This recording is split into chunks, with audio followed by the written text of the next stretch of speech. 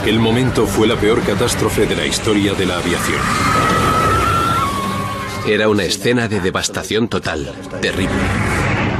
En 1974, más de 300 personas murieron cuando su avión se precipitó desde los cielos.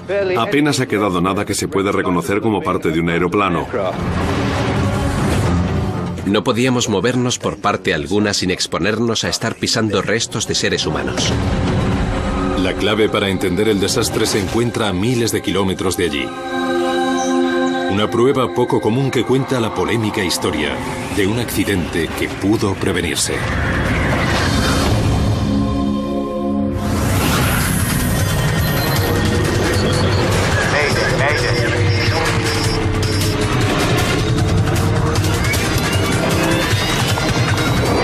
Mayday. Catástrofes aéreas a puerta cerrada. Esta es una historia real.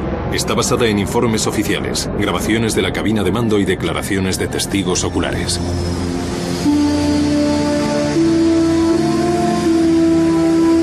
...12 de junio de 1972... uno de los miembros más recientes de la flota de American Airlines... se encuentra en Detroit, Michigan. Pace. John. Señor. El vuelo 96, un reluciente y nuevo DC-10, se está preparando para despegar. El capitán Bryce McCormick y el copiloto Paige Whitney llevan horas en el avión. Cuando estemos en vuelo, ¿tendrás un momento para echar un vistazo a esto? Detroit es una simple parada técnica en un vuelo desde Los Ángeles hasta Buffalo y de allí a Nueva York. ¿Preparado para intentarlo, Paige? Desde luego, señor.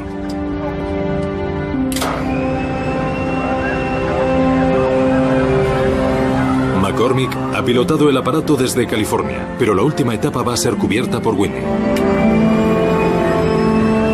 Ambos quieren pasar a los mandos del avión tanto tiempo como sea posible. Ninguno de los dos cuenta con más de 75 horas de vuelo a bordo del DC-10. Pocos pilotos tienen más. Simplemente no hay suficientes aviones de este modelo volando. En 1972, el DC-10 acaba de ser presentado. El avión supone el último avance en lo que se refiere a reactores de pasajeros. Su estilo y su tamaño le diferencian de otros aviones de aerolínea. La corporación McDonnell Douglas ha invertido más de 640 millones de euros en su desarrollo. A últimos de los 60, se estaba verificando una carrera entre los tres mayores constructores de reactores de pasajeros, McDonnell Douglas, Boeing y Lockheed, para ver quién era capaz de producir el primer jumbo. Estaban realmente ocupados en poner en producción el DC-10 tan rápido como pudieran. Y una de las cosas que no podían aguantar eran los múltiples retrasos ocasionados por problemas con el diseño. American Airlines resulta ser una de las primeras compañías en adquirir el aparato.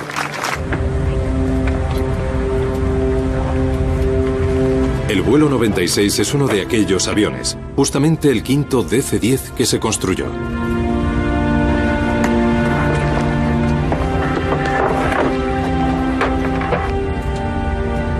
Cydia Smith ha sido entrenada para ser la azafata del DC-10. Estaba muy emocionada porque se trataba de uno de los primeros jumbos que teníamos y yo iba a contar con la oportunidad de volar en el número 1, que era justo lo que yo siempre había querido hacer a bordo de un gran avión.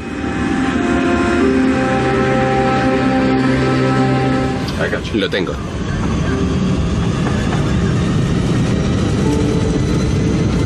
Desvío 1, rotando.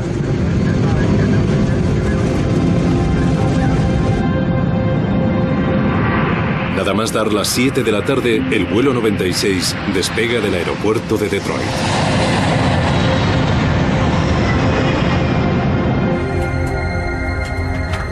Pocos minutos después del despegue, la nave se desplaza con facilidad a 3.500 metros de altura sobre Windsor, Ontario, en Canadá.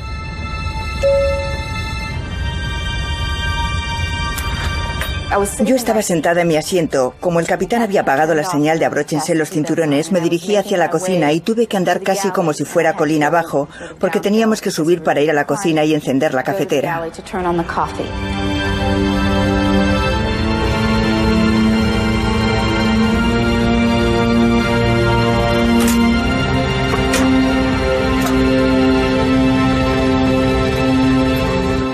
Cuando encendí la cafetera y me giré hacia un lado, fue en ese momento cuando ocurrió.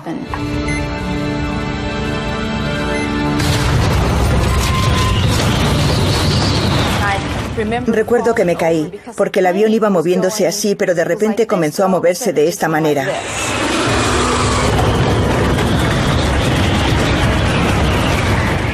Vi cómo se abrían los compartimentos de los equipajes de mano. Vi objetos saliendo de los bolsos y cosas así. Y pensé para mí, oh muchacho,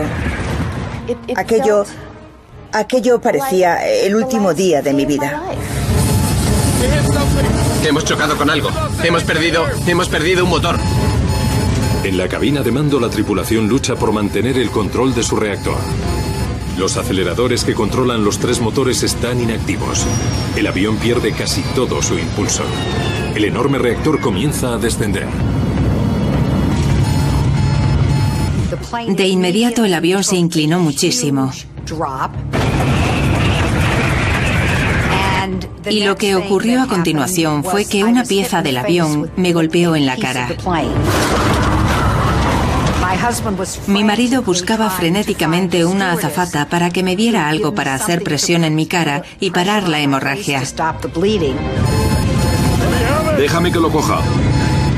McCormick toma el control del aparato. Él y Whitney consiguen nivelarlo. Pero el vuelo 96 ha sufrido graves daños. ¿Tenemos presión en los sistemas hidráulicos? No, estoy tirando del timón a tope ahora mismo. El timón de la cola que controla la dirección del reactor se ha atascado apuntando hacia la derecha, lo que fuerza al avión a girar bruscamente en esa dirección. Mientras McCormick lucha para hacer girar a su dañado avión de vuelta a Detroit, Cydia Smith contempla con incredulidad y espanto un agujero en el suelo de la cabina de pasajeros principal. La gente me preguntaba, ¿ya sabe usted qué hacer? Y yo no sabía qué contestarles. Smith se las ha arreglado para recontar a su pasaje, pero la azafata Sandra McConnell no aparece. Sandra, ¿puedes oírme? Sandra, ¿dónde estás? Y finalmente la vi salir de uno de los cuartos de baño. McConnell tiene que cruzar sobre el agujero del suelo para ponerse a salvo.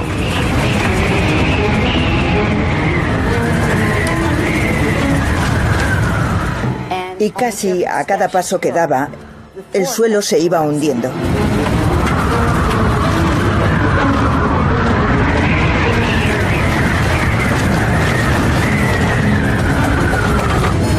La tripulación envía potencia a los motores de las alas, pero el tercer motor, el de cola, se niega tozudamente a responder.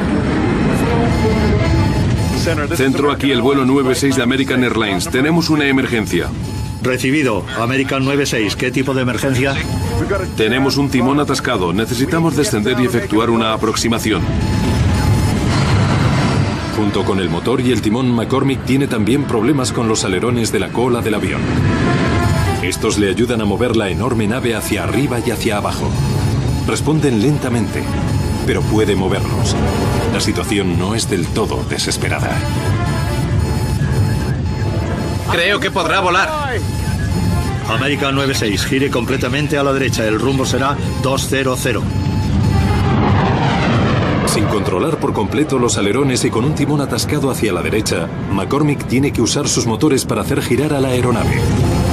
Incrementando el impulso en uno de los lados del avión, podrá cambiar de dirección.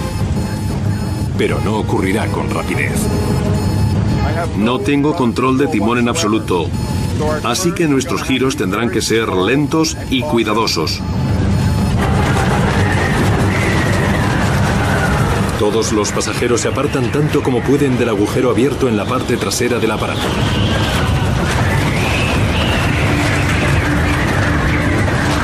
No obstante, y de momento, además del corte de Loretta Kaminsky, no hay más heridos de consideración.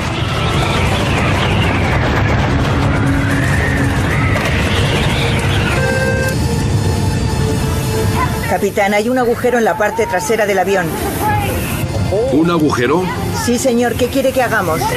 Preparen a todo el mundo para un aterrizaje de emergencia.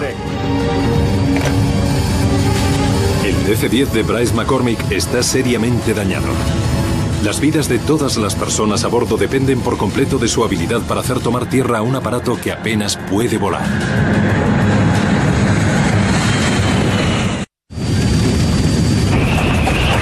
Con una explosiva violencia, un corto vuelo de Detroit a Buffalo se ha convertido en el más desafiante de la carrera del capitán Bryce McCormick.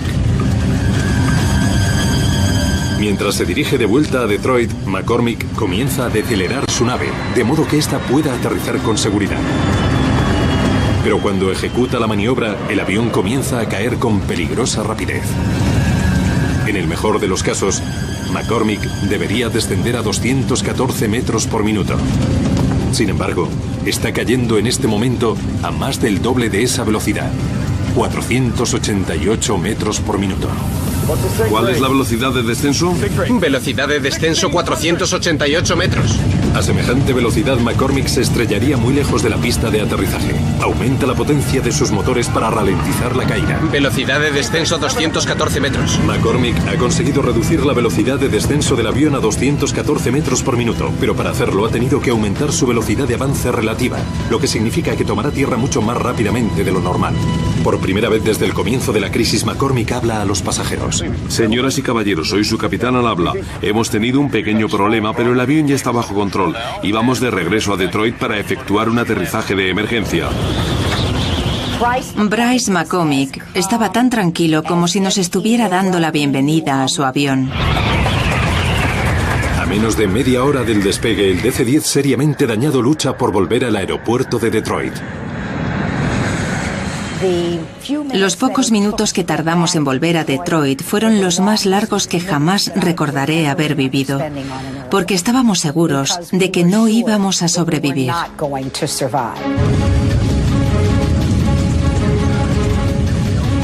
El capitán Bryce McCormick necesita en estos momentos imprimir aún más potencia al reactor para conseguir elevar el morro y afrontar el aterrizaje.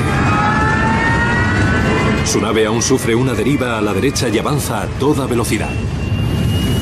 No tengo timón para enderezarle cuando toquemos tierra. El DC-10, con 67 personas a bordo, ruge hacia la pista de aterrizaje a casi 300 kilómetros por hora. ¡Prepárense!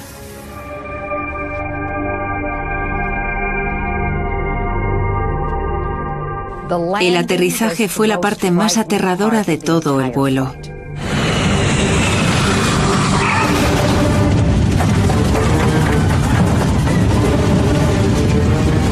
Cuando el aparato toma tierra, comienza a derivar pronunciadamente hacia la derecha. Una vez que el avión hubo tomado tierra, pareció como si fuéramos a seguir avanzando para siempre. Uno de los pares de ruedas del tren de aterrizaje se sale de la pista y rueda sobre la llanta.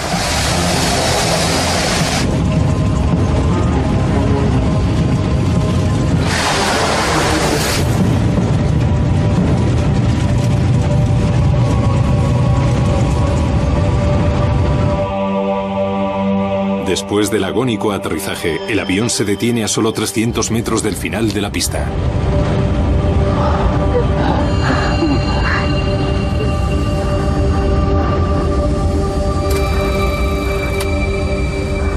Vale. Apagando motores a su discreción. Cortemos el contacto. Todas las mujeres queríamos abrazarle. Y él estaba muy sorprendido, porque fue justo en ese momento cuando todos nos dimos cuenta de que estábamos vivos gracias a él, de que él literalmente nos había salvado la vida. Si examinamos un caso como este, podemos decir, vale, hay una buena forma de pilotar y una mala forma de pilotar, pero esta es superlativa. Es usar todos los instintos que tienes como aviador y todas las capacidades que posees para mantenerte en calma y controlar la situación. Con el avión ya en el suelo, la tripulación tiene la primera oportunidad de examinar los daños.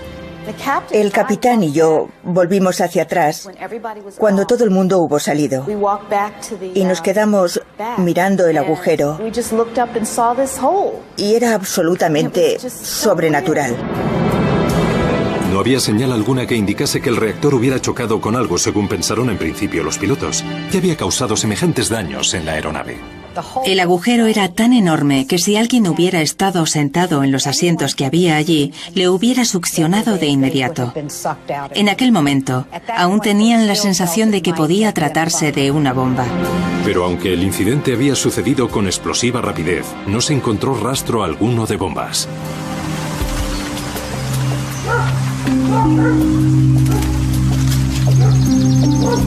Cuando los investigadores dan comienzo a su trabajo, descubren que no todo el DC-10 se halla en el aeropuerto de Detroit.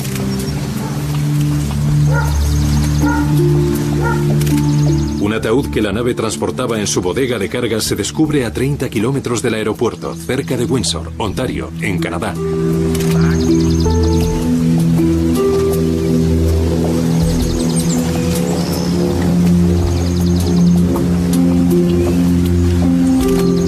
Los investigadores también localizan la puerta trasera de carga del aparato.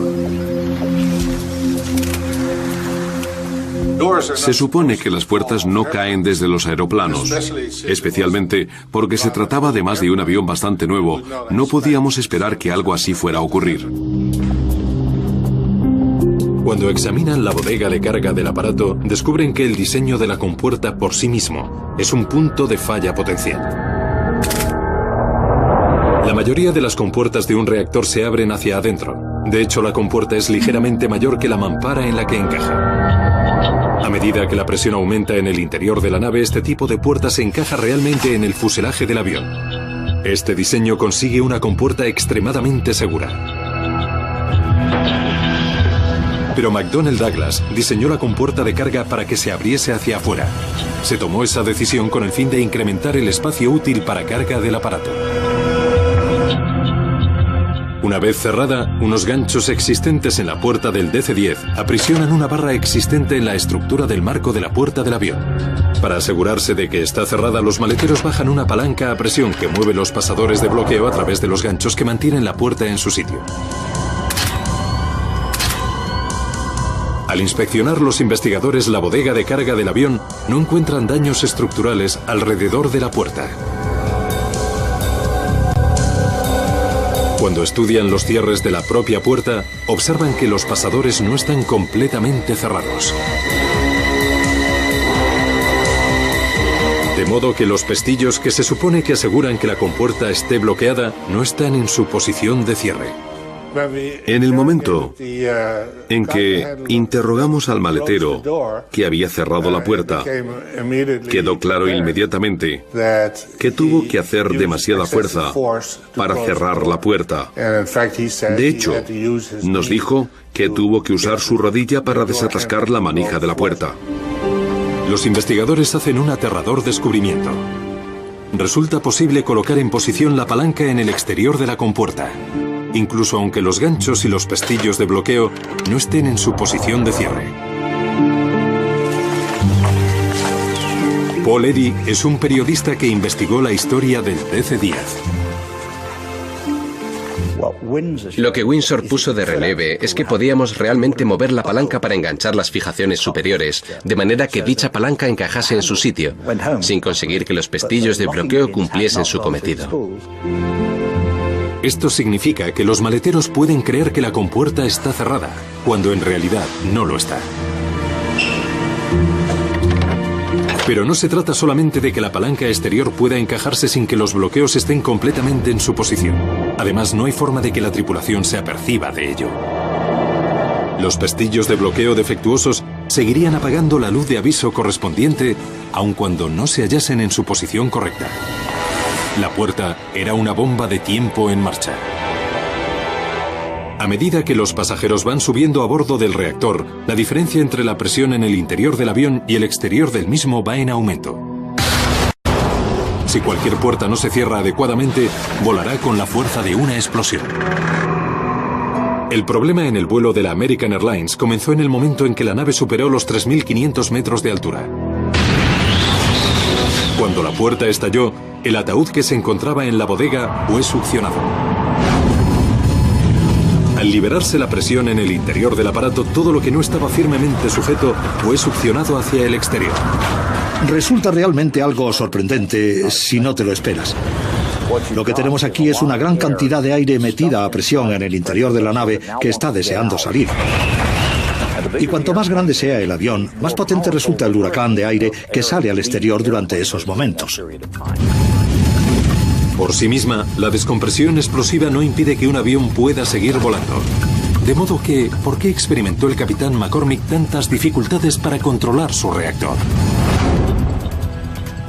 Los investigadores examinan más de cerca la parte trasera de la cabina del avión y comprueban que el mismo diseño del DC-10 lo hace vulnerable. Cuando la puerta de la bodega voló, había tanta presión en el interior de la cabina que ésta se colapsó sobre el compartimento de carga de la parte inferior. Al hacerlo, el suelo arrancó algunos de los sistemas de vuelo fundamentales del aparato. Cuando el suelo cayó, arrancó los cables que controlaban el motor número 2 en su mayor parte o estropeó la mayoría de los cables que tenían que ver con los controles de vuelo de la parte trasera. Me parece que va a seguir volando. Todo ello dejó a McCormick tan solo el suficiente control como para mantener equilibrado el aparato. La notable habilidad de Bryce McCormick como piloto había salvado las vidas de todo el pasaje a bordo del vuelo 96. Pero existía un problema con uno de los más novedosos y caros aviones que sobrevolaban Norteamérica. En el incidente del Windsor había un fallo obvio, y ahí fue donde la Oficina Nacional para la Seguridad del Transporte dijo: mirad, aquí está, esta es la prueba definitiva, la posibilidad de cerrar esto sin que todos los pestillos estén en su sitio. Asegurémonos de que cambiamos el sistema ahora mismo. Cada operador del DC-10 necesita saber esto. Quiero que revisen absolutamente todo. Quiero todos los pasadores revisados. Chuck Miller es el director del Departamento de Seguridad para la Aviación de la ONST. Es responsabilidad suya descubrir cuáles son los problemas del nuevo DC-10 y proponer soluciones. Le resulta de ayuda poner por escrito los arreglos que opina que McDonnell Douglas debe realizar para que el avión sea seguro. Era todo un profesional y sus investigadores le profesaban un enorme respeto. Chuck no se quedaba sentado en la oficina. Chuck estaba siempre en el lugar de los hechos. Para Chuck Miller, corregir el problema de los DC-10 era una cuestión de deber laboral. Para McDonnell Douglas, el reciente accidente sobre Windsor tiene enormes implicaciones. Su apuesta de 600 millones de euros a punto estuvo de precipitarse desde los cielos. Si algo más fuera mal, la propia compañía podría verse implicada.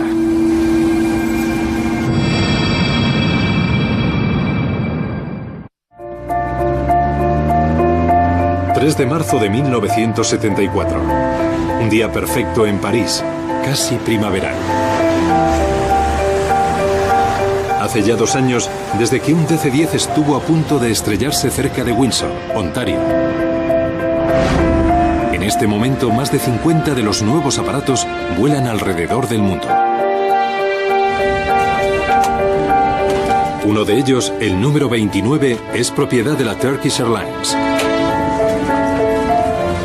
Normalmente, el último tramo del viaje desde Turquía a Inglaterra no contaría con demasiados pasajeros. Pero hoy el DC-10 se llena con rapidez.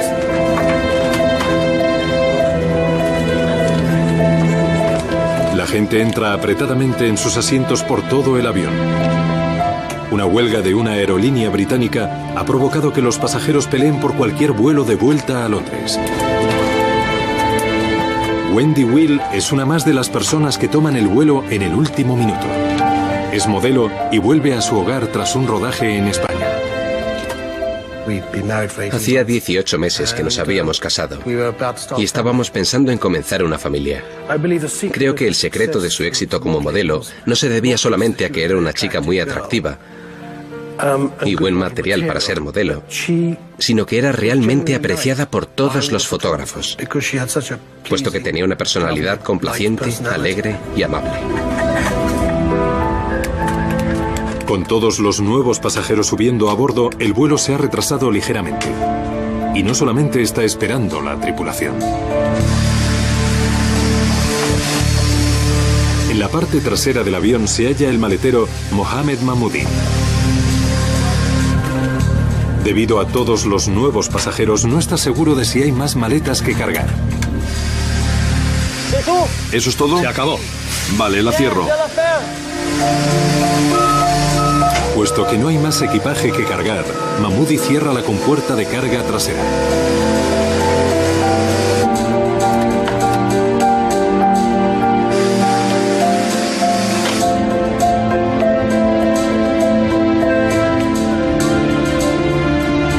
El DC-10 está listo para partir.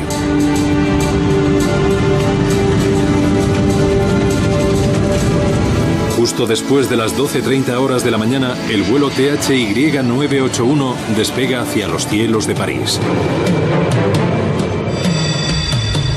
Londres se encuentra a menos de una hora de distancia. Control de París. Aquí Tango Hotel Yankee 981. Estamos a 60, solicitando autorización para el nivel de vuelo 230. Tango Hotel Yankee 981. Tiene usted autorización para el nivel de vuelo 230. 981, entendido.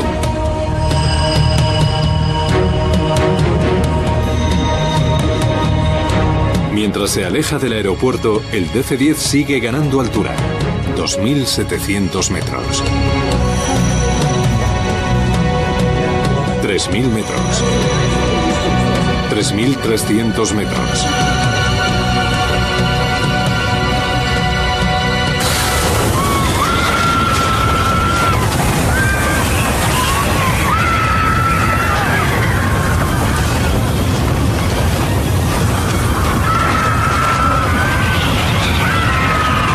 El enorme reactor se estremece y se inclina hacia la izquierda.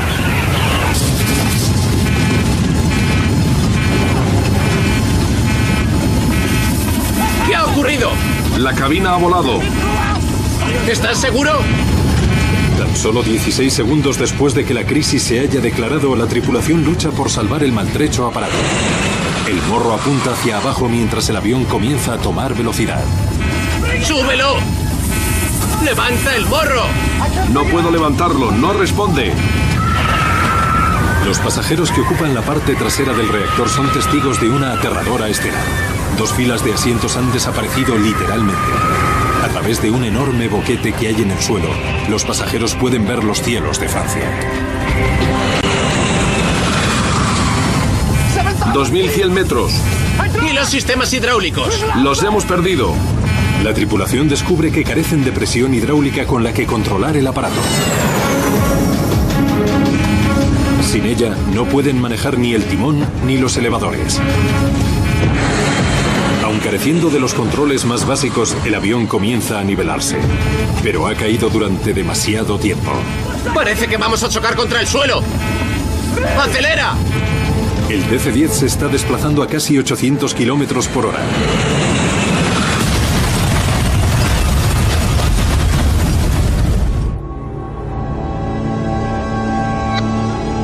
El vuelo de París a Londres ni siquiera llegó al Canal de la Mancha.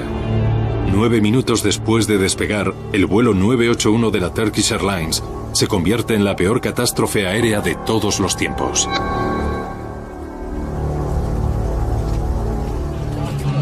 Apenas ha quedado nada que se pueda reconocer como parte de un aeroplano. El vuelo 981 cargado con 346 pasajeros se desintegró prácticamente en el momento del impacto. No hubo supervivientes. Era una escena de devastación total, terrible. Había un montón de objetos personales, cables eléctricos, trozos de metal, trozos de cuerpos esparcidos por todas partes. No podíamos movernos por parte alguna sin exponernos a estar pisando restos de seres humanos. Todavía tengo pesadillas sobre todo ello. A pesar de que hace 33 años que ocurrió. Los investigadores de la Oficina Francesa de Investigación de Accidentes llegaron al lugar de los hechos rápidamente.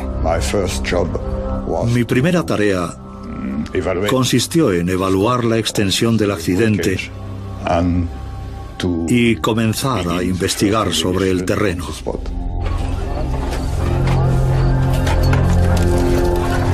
Al principio no era capaz de saber lo que había ocurrido.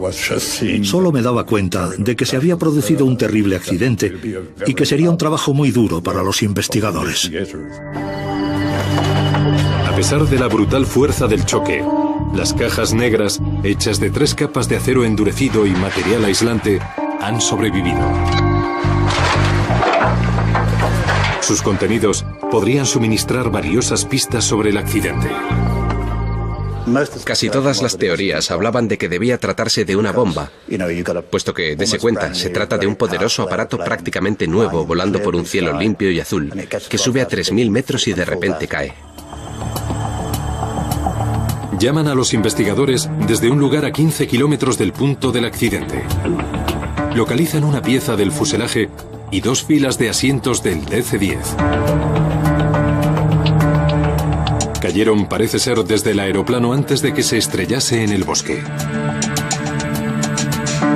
Cuando los investigadores llegan, ya se han retirado los cuerpos de los pasajeros que iban en los asientos.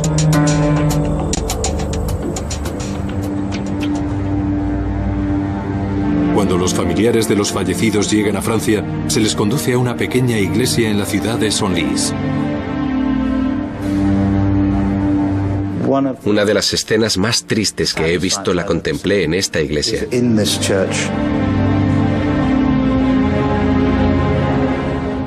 Habían dispuesto en mesas todo lo que encontraron. Quiero decir, ropas, objetos personales, ositos de peluche, anillos, relojes. Y entonces permitían pasar a los familiares que lo deseaban y caminar entre aquellas mesas de caballetes con todos aquellos objetos puestos allí.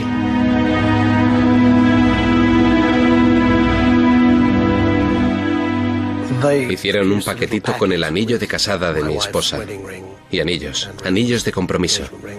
Estaba todo muy machacado, de modo que puede usted imaginar los pensamientos que atravesaron mi mente.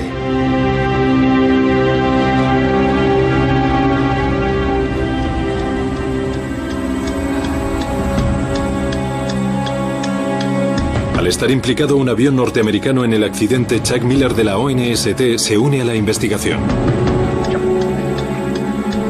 Es la segunda vez en 2 años que se enfrenta a un problema con el DC-10. No creo que Miller llegase a sospechar ni por un solo instante que el asunto de la puerta no se hubiera corregido desde lo de Windsor. Pero queda muy claro que la pieza de fuselaje encontrada en Francia es de hecho la compuerta trasera de carga del avión. Parece una repetición del accidente de Windsor. Miller se queda con una perturbadora pregunta. ¿Por qué no se había corregido el problema de la puerta? Cuando vio la puerta, desde luego vio que no se había hecho nada. Vio que la corrección no se había efectuado.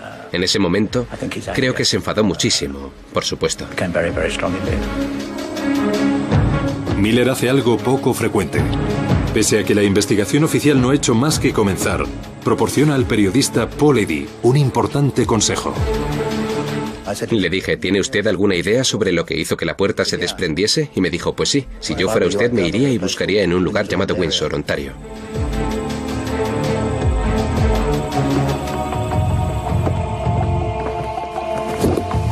Hola. Soy Chuck Miller.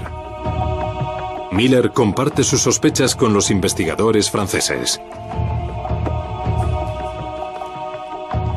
Por favor, vaya usted pasando estas fotografías.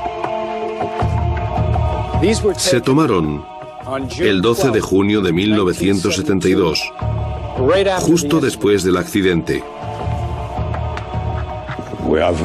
Habíamos pedido el informe del accidente de Windsor y nuestros colegas norteamericanos también nos dieron un montón de detalles de manera voluntaria. Después de todo el trabajo realizado durante la investigación de American Airlines, ¿se había pasado por alto algo?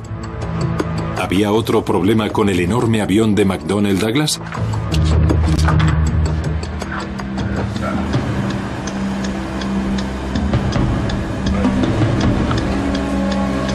Con la información de Chuck Miller, los investigadores franceses examinan más detenidamente la puerta de carga del aparato. Hacen un impactante descubrimiento. no hay ningún problema nuevo. Es una repetición exacta del caso de American Airlines. Los pestillos que se suponía que sujetarían la compuerta de carga no están bloqueados.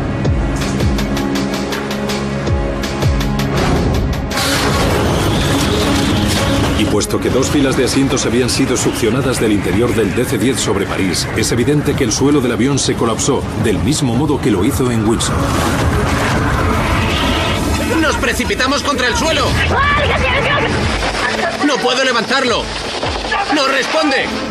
De hecho, cuando los investigadores escuchan la grabadora de voz de la cabina del piloto, 2100 metros, descubren que la tripulación del vuelo turco controló aún menos su aparato que la tripulación del vuelo 96 de American Airlines. Necesitamos descender y efectuar una aproximación. Creo que podrá volar. Sobre Windsor, Bryce McCormick pudo estabilizar su avión y hacerlo aterrizar. Pero en París, todos los sistemas hidráulicos fueron destrozados. ¿Y los sistemas hidráulicos? Los hemos perdido. El fluido hidráulico ayuda a los tripulantes a mover el timón y los elevadores de la cola. Al no poder controlarlos, la tripulación no pudo mantener el aparato en el aire. El problema básico consistía en que el vuelo de París era mucho más pesado en cuanto al número de personas a bordo. El suelo, cuando se hundió, lo hizo con una cantidad tan tremenda de presión que literalmente cercenó todos los cables y controles de la parte trasera. A partir de ese momento no les quedaba esperanza alguna. Poco después del accidente del vuelo 981 de la Turkish Airlines, Chuck Miller vuelve a Norteamérica. Nuestro primer testigo en la mañana de hoy es el señor C.O. Miller, director de la Oficina de Seguridad para la Aviación de la ONST. En esta ocasión se enfrenta a las preguntas de senadores norteamericanos. ¿Cuándo tuvo usted noticia de los defectos de diseño potencialmente catastróficos? Da comienzo una audiencia especial para investigar cómo un problema ya identificado en 1972 podía hacer caer del cielo otro avión 2 años después. Desde luego entendíamos que ya estaban todos solucionados. Lo que tenemos que descubrir en este momento es por qué no se arregló el problema de la puerta. Apenas un mes después del reciente accidente sobre Windsor, la ONST había formulado 2 recomendaciones muy específicas. Miller y sus investigadores recomendaron que se hicieran cambios en el mecanismo de cierre. Palanca bloqueada. Querían asegurarse de que fuera físicamente imposible para los maleteros bajar la palanca sin que los pestillos estuvieran en su sitio. También sugirieron que se practicasen tomas de ventilación en el suelo de todos los DC-10. Esto permitiría que el aire de la cabina presurizada igualase la presión rápidamente, evitando que el suelo se hundiese. Pero durante los 2 años siguientes al accidente, ninguna de estas recomendaciones se llevó a cabo. Existe un problema fundamental en el corazón de la seguridad aérea, problema que se ha dado en Norteamérica durante mucho tiempo. Consiste en que el trabajo de la Oficina Nacional para la Seguridad del Transporte se basa en descubrir qué es lo que ha ocurrido y formular recomendaciones para evitar que algo así suceda de nuevo. Pero no hay autoridad alguna que se dedique a comprobar si las recomendaciones se han seguido. La Oficina Nacional para la Seguridad del Transporte carece de poder coercitivo. Tienen que hablar con la AFA como hicieron y decir, queremos que se hagan estas cosas. Y ahí es donde falló el sistema. Si la Administración Federal para la Aviación, la AFA, emite una directiva de condiciones de vuelo, los aviones se retiran del servicio hasta que se llevan a cabo las correcciones adecuadas. Pero a pesar de la gravedad de los problemas que presentaba el DC-10, nunca se publicó directiva alguna de este tipo. Un llamado pacto entre caballeros entre la directiva de la AFA y la cúpula de McDonnell Douglas evitó que la directiva viera la luz. El acuerdo entre caballeros es la causa del asunto de París. No se puede dudar de que si se hubiera publicado una directiva de condiciones de vuelo, como debería haberse hecho después de lo de Windsor, el accidente de París no habría ocurrido. Se trató de un accidente perfectamente evitable. McDonnell Douglas aseguró a la AFA que corregiría de modo voluntario el problema. Una directiva de condiciones de vuelo hubiera arrojado una sombra sobre el aún bisoño DC-10. Lo último que quieres que piense el público o cualquiera de las aerolíneas que van a operar con este aparato es, puede que haya algún defecto en este pájaro. De modo que una directiva de condiciones de vuelo, especialmente una que requiera que rediseñes algo, es un pensamiento aterrador para un fabricante. McDonnell Douglas hizo algunos cambios en la construcción de la compuerta de carga. Se practicó una mirilla en la parte inferior de la puerta, de manera que los maleteros pudieran comprobar que los pestillos de cierre estuvieran en su sitio. Varias señales de advertencia se fijaron igualmente a la puerta del avión. La compañía realizó también otros cambios en el DC-10. Entre otros, incrementar la longitud de los pestillos de cierre y fijar una plancha en el lado interior de la puerta. Dicha placa haría físicamente imposible bajar la palanca en caso de que la puerta no estuviera correctamente cerrada. Pero cada una de las correcciones propuestas tenía su propio problema. ¿Eso es todo? Se acabó. Muchos maleteros desconocían el propósito de la mirilla. Y el maletero de París lee y habla 3 idiomas, pero no el inglés, el único lenguaje en el que estaban escritas las señales de advertencia. La chapa de soporte que supuestamente se iba a instalar en la puerta jamás llegó a incorporarse al reactor que se estrelló en París. También salen a la luz documentos que confirman que los trabajos han finalizado. Pero no importa lo que tales documentos afirmasen, jamás se llevó a cabo la corrección. Insisto, el problema consiste en que carecemos de un inspector de la AFA independiente que acuda para organizar, para investigar y para ver, y que a continuación estampe su sello en todo ello, porque no se emitió una directiva de condiciones de vuelo. Durante los años que siguieron al accidente de la Turkish Airlines, se registró un enorme número de demandas en California. Según fue pasando el tiempo, aprendí más y más sobre lo que en realidad había ocurrido y me di cuenta de que no fue lo que pudiéramos llamar un accidente. Pudo haberse evitado perfectamente. Mi meta era desenmascarar a estas personas. En el transcurso de las semanas que preceden al juicio, los abogados implicados en el caso pueden acceder a la totalidad del historial del desarrollo del DC-10. No son los únicos que bucean entre las pruebas. También lo hace el periodista Paul Eddy. Estábamos decididos a hacernos con aquellos documentos y con aquel testimonio. Alguien nos facilitó una llave del depósito donde se hallaban los documentos, de modo que fuimos de noche. Había una enorme pila de documentos acumulados en los que investigar para poder encontrar lo que andábamos buscando. Mientras lee entre el enorme montón de documentos, Eddy hace un increíble descubrimiento. Un memorándum escrito por Don Applegate, director de ingeniería de productos de Convair, la compañía que construyó la compuerta de carga para McDonnell Douglas.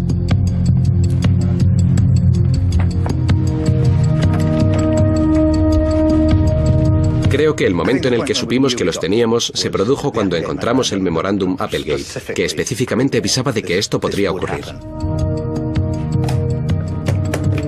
El memorándum es una acusación concluyente contra las compuertas de carga que se construyeron para el DC-10 y contra la falta de ventilación en los suelos de las cabinas. Avisa de que solamente es cuestión de tiempo que se produzca una gran catástrofe relacionada con las compuertas.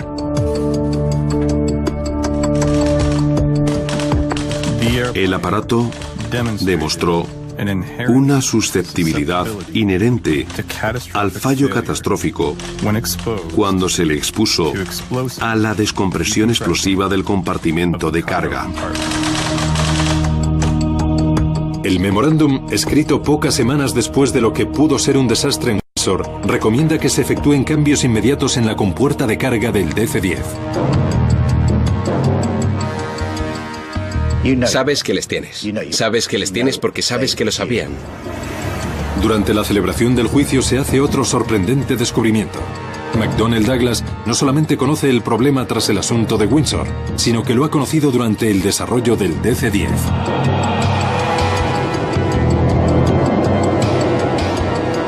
Cuatro años después del accidente de París, 2 años antes del de Windsor, la compuerta de carga falló durante una prueba de presión.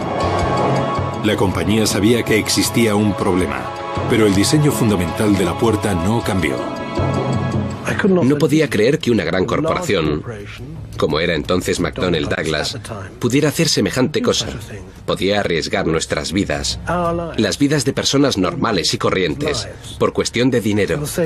En aviación eso se llama la tecnología de la lápida. En otras palabras, siempre hay que contar con el equilibrio del dinero. Y por desgracia, a lo largo de los años, ha sido verdad en la mayoría de ocasiones que hemos tenido que esperar a que se hayan producido suficientes muertos en un accidente para decir, ¿sabéis? Vamos a tener que gastar dinero en este asunto. El memorándum Applegate, junto con más información que sale a la luz durante la celebración del juicio, desemboca en una de las mayores multas de la historia de la aviación.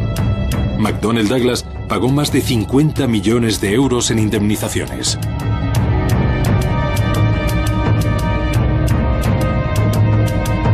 Tras el accidente de París, finalmente se realizaron los cambios oportunos en la compuerta de carga del DC-10. Y en esta ocasión, no se dejó nada al azar. La AFA decretó una directiva de condiciones de vuelo que aseguró que las puertas jamás volvieran a abrirse en medio de un viaje. Y funcionó. Tras París no ha vuelto a producirse incidente grave alguno relacionado con las compuertas de carga de un DC-10. Pero la historia del avión y una industria fuertemente competitiva tuvieron su impacto. McDonnell Douglas vendió muchos menos DC-10 comerciales de los que en su momento había esperado. La mayoría de los pilotos que conozco que han volado en un DC-10 durante años aman realmente al viejo pájaro.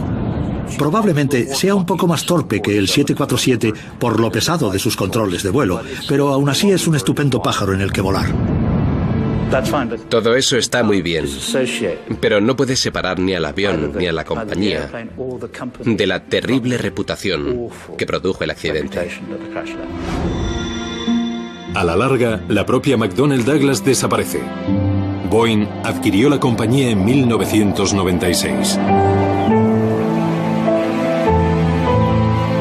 En el bosque a las afueras de París se levanta hoy día un monumento en recuerdo a las personas que perdieron la vida en el vuelo 981. Un recordatorio permanente de una de las más perturbadoras catástrofes de la historia de la aviación.